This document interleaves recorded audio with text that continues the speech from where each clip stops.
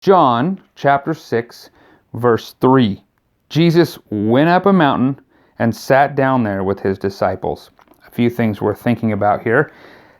This is probably the Golan Heights area.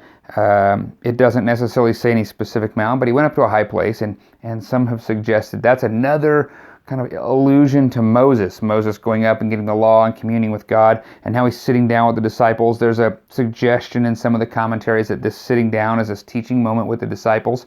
He's not just running to the huge crowds, he's spending time teaching with his disciples. He's found a reprieve or a nice place or a high place, and maybe that's just, again, a picture of Moses communing with God in a high place.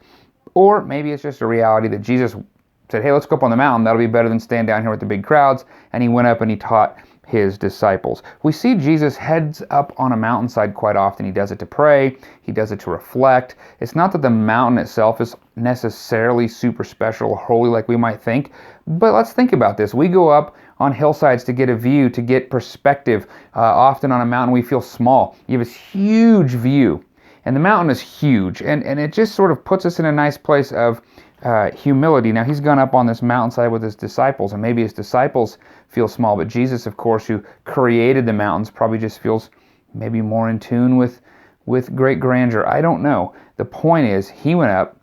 He's up there in preparation, maybe teaching with his disciples, getting ready for what's about to transpire in this very robust chapter. This is across the Sea of Galilee. It's in the area where we find many Galileans. It's not super close to the religious cities, and Jesus is maybe ready now to engage in some pretty serious ministry, and actually some pretty hard ministry, as all these masses are going to leave him as he's sort of whittling down the true believers.